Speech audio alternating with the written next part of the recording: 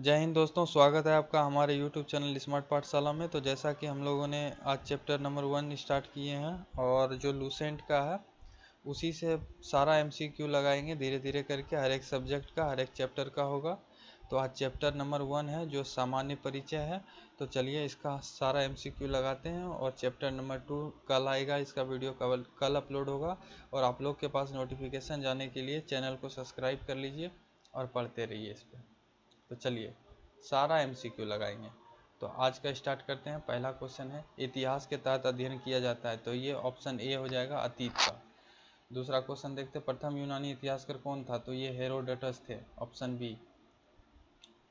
निम्नलिखित में से किसने स्पष्टता कहा कि इतिहास के समस्त निष्कर्ष युक्ति संगत साक्ष्यों पर आधारित होते हैं। थ्यूसीडाइड्स थ्यूसीडाइडिस थ्यूसीडाइडिस थ्यूसीडाइडिस ने कहा था, ऑप्शन बी। हेरोडोटस, पॉलीबियस, टेसिटस, क्या क्या नाम है। चलिए आगे बढ़ते हैं। द हिस्ट्री के रचनाकार का नाम बताइए। ये हेरोडोटस हो जाएंगे। द हिस्ट्री के रचनाकार हेरोडोटस। आगे बढ़ें, 5वां नंबर क्वेश्चन देखते हैं। 5वां नंबर क्वेश्चन, इतिहास के पिता द फादर ऑफ हिस्ट्री की पदवी सही अर्थों में निम्न में से किससे संबंधित है। ये हेरोडोटस से संबंधित है। आप लोग पढ़े होंगे तो पता होगा। इतिहास अपने को दोहराता है, यह कथन किसका है। हिगेल का है। Karl marks, Kalhana, वर्नी। कलहन तो राजतरंगी है, इसकी पुस्तक का नाम। वर्नी ना, वर्नी, वर्नी यहाँ लिख देते हैं। वर्नी अच्छा से दिख नहीं रहा था इसीलिए लिख दिए। चलिए आगे बढ़ते हैं। हम इतिहास से यही सीखते हैं कि आदमी इतिहास से कभी कुछ नहीं सीखता। यह कथन किसका। ये भी हिगेल का ही है दोस्तों।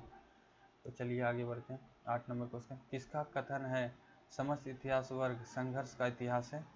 यह कथन किसका है। Karl Marx, JB Bury, Collingwood, ES Carr. तो ये ऑप्शन ए कार्ल मार्क्स का है। तो 9 नंबर क्वेश्चन देखते हैं।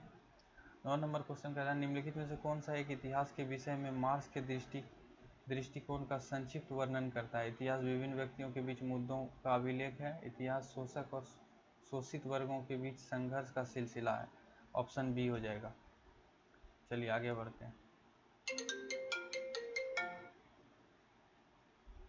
आगे देखते हैं हम लोग 10 नंबर, निम्नलिखित में से किसने दंतनात्मक भौतिकवाद के सिद्धांत का प्रतिपादन किया। हिगेल है, मार्क्स है, एंजिलस है, लेनिन है, कौन है। Option B Hegel, Marx, sorry Marx है। ठीक है, चलिए आगे बढ़ते हैं। 11 नंबर क्वेश्चन देखते हैं। कार्ल मार्क्स ने वर्ग संघर्ष की प्रक्रिया को निम्नलिखित में से किस सिद्धांत की मदद से समझाया है। आधुनिक उदारवाद, दंतनात्मक भौतिकवाद से समझाया। Option D.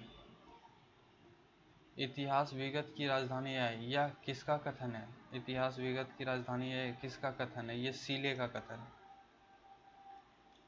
चलिए 13 नंबर क्वेश्चन देखते हैं। सूची 1 सूची 2 को सम्मिलित कीजिए। ओक्साट जो है ना, ओक्साट ये बात बोले थे कि सच यह है कि इतिहास में अतीत वर्तमान के साथ बदलता है, इतिहास का महत्व वैज्ञानिक नहीं। और ट्रेविलियन जो है ना, ये बोले थे इतिहास का महत्व वैज्ञानिक नहीं है। उसके बाद कॉलिंगवुड ये बोले थे कि संपूर्ण इतिहास विचारों का इतिहास है। और ब्यूरी बोले थे इतिहास स्वतः मात्र एक विज्ञान है, इसमें कमी नहीं और इससे अधिक नहीं। तो ऑप्शन ए हो जाएगा। चलिए आगे बढ़ते हैं। 14 नंबर क्वेश्चन, किस इतिहासकार दर्शन शास्त्री ने कहा है समस्त इतिहास समकालीन इतिहास है। किसने कहा है समस्त इतिहास समकालीन इतिहास है। तो ये कहा है वेनेडियो क्रेचो ने। इतिहास वर्तमान एवं अतीत के बीच अंतरहीन वार्ता है, यह किसने कहा था। E S Carr, Charles Hearth, Karl Marx, BS Smith. तो ये कहा था ऑप्शन ए ES कार ने। 16 नंबर क्वेश्चन देखते हैं। तिथियों के साथ प्रयुक्त होने वाला BC किसका संक्षिप्त है। तो BC होता है बिफोर क्राइस्ट। तो ऑप्शन पहला ही सही है। चलिए 17 नंबर देखते हैं। तिथियों के साथ प्रयुक्त होने वाला एडी एनो डोमिनी, एनो डोमिनी होता है, एडी का मतलब एनो डोमिनी, ठीक है। चलिए वर्ष 50 ईसा पूर्व, वर्ष 150 ईसा पूर्व के पहले आता है, वर्ष 150 ईसा पूर्व के बाद आता है, 150 ईसा पूर्व के बाद आता है, ऑप्शन बी। चलिए 19 नंबर क्वेश्चन देखते हैं। 19 नंबर क्वेश्चन कह रहा है वर्ष 1015 ईस्वी किस शताब्दी में आता है, तो ये 11वीं शताब्दी में आएगा, ठीक है। तो 20 नंबर क्वेश्चन देखते हैं। 20 नंबर क्वेश्चन क्या कह रहा है, 20 नंबर भी कह रहा है कि सूचीबद्ध सूची टू को सम्मिलित कीजिए, ए का 4 हो जाएगा। विक्रम संवत 58 ईसा पूर्व, शक संवत 78 ईसा पूर्व, गुप्त संघत, गुप्त संवत हो जाएगा आपका 320 ईसा पूर्व, और कली संवत ये हो जाएगा आपका 3102 ईसा पूर्व। तो ऑप्शन किस में है, ऑप्शन डी में। चलिए आगे बढ़ते हैं। विक्रम संवत प्रारंभ हुआ था 58 ईसा पूर्व, किसका, एक 22 का देखते हैं।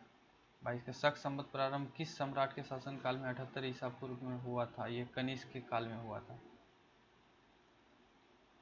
भारत का राष्ट्रीय पंचांग नेशनल कैलेंडर किस संवत पर आधारित है, ये शक संवत पर आधारित है, ठीक है।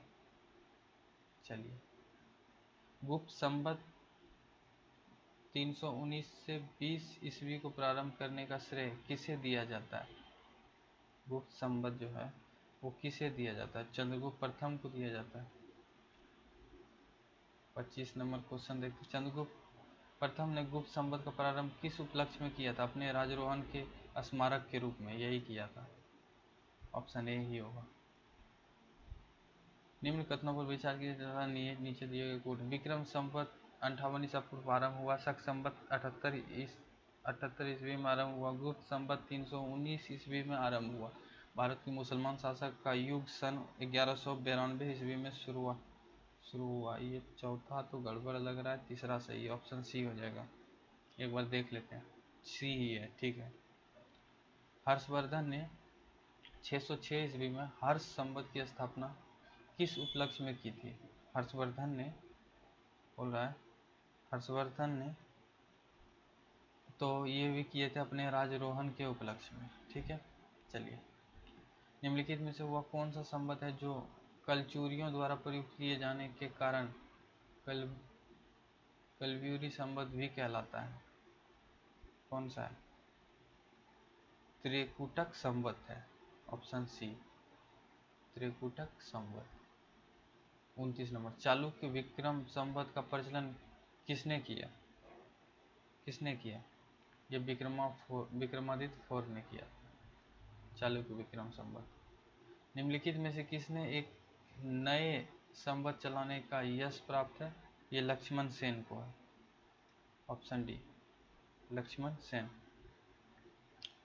आगे बढ़ते हैं, 31 नंबर क्वेश्चन देखते हैं। 31 नंबर क्वेश्चन कह रहा है निम्नलिखित में से कौन सा वर्ष दिसंबर 2009 में शक संवत का वर्ष होगा, ये होगा 1931। चलिए 32 नंबर क्वेश्चन देखते हैं। विक्रम संवत 2070 को ईस्वी संवत में रूपांतरित करने पर मान होगा, क्या मान होगा बताइए, बताइए, टाइम दिए हैं आप लोग को, 2013 हो जाएगा। विक्रम एवं शक संवत के आरंभ के बीच कितने वर्षों का अंतर है, 135 वर्षों का है दोस्तों, 135 वर्ष, जोड़ लीजिएगा आप लोग 78 और 58 को। पुलकेशिन प्रथम वादामी शिलालेख शक वर्ष 465 का दिनांकित है, यदि इसे विक्रम संवत में दिनांकित करना हो तो वर्ष होगा, क्या वर्ष होगा, 600 होगा। चलिए आगे बढ़ते हैं। 35 नंबर राजस्थान सरकार के कैलेंडर में वी संघ 2063 लिखा हुआ है, तो सार्के संवत क्या होगा, सार्के संवत क्या होगा, ये 1928 साके होगा, ठीक है, ऑप्शन सी। पुरातत्व में अस्तर विन्यास पद्धति स्टेरोग्राफी निम्नलिखित में से किससे समझाने के लिए प्रयुक्त की जाती है, किसे समझाने के लिए प्रयुक्त किए जाते? भौतिक अवक्षेप के क्रमिक विक्षेपण, ऑप्शन बी। कार्बन 14 तिथि निर्धारण पद्धति का विकास किसने किया? विल्डर लिब्बी ने, ऑप्शन डी, विल्डर लिब्बी ने किया। कास्ट अस्थि और शंख के पुरातात्विक नमूने का काल निर्धारण करने के लिए निम्नलिखित में से कौन सा अपनाया जाता है? कार्बन 14। ठीक है। कार्बन डेटिंग निम्न की आयु निर्धारित हेतु प्रयुक्त होती है, क्या चीज का? तो ये जीवाश्म ही होगा ना। चलिए 40 नंबर क्वेश्चन देखते हैं और 5-6 क्वेश्चन होगा। तो प्रागैतिहासिक का अंत एवं ऐतिहासिक का आरंभ तब माना जाता है जब प्रागैतिहासिक का अंत और ऐतिहासिक का जब मानव ने लिखना शुरू किया। ठीक है। 41 नंबर देखते हैं। भारत के संदर्भ में ऐतिहासिक काल हिस्टोरिक पीरियड का आरंभ कब से माना जाता है? 600 ईसा पूर्व से माना जाता है। चलिए 42 नंबर। सिंधु सभ्यता का आदि ऐतिहासिक सभ्यता कहा जाता है क्योंकि इसमें यह प्रमाण मिला है। क्या प्रमाण मिला है जो इसको आदि ऐतिहासिक? लेखन मिला है।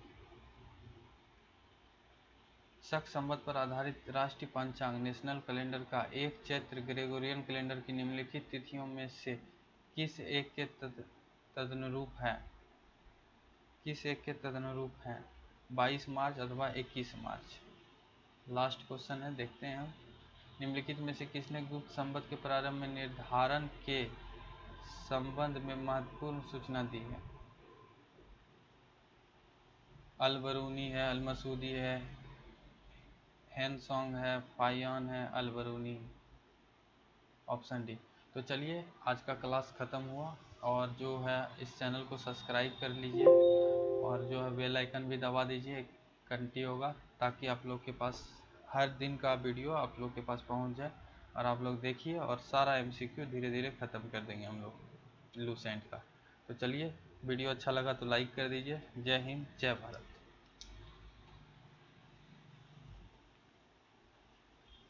यार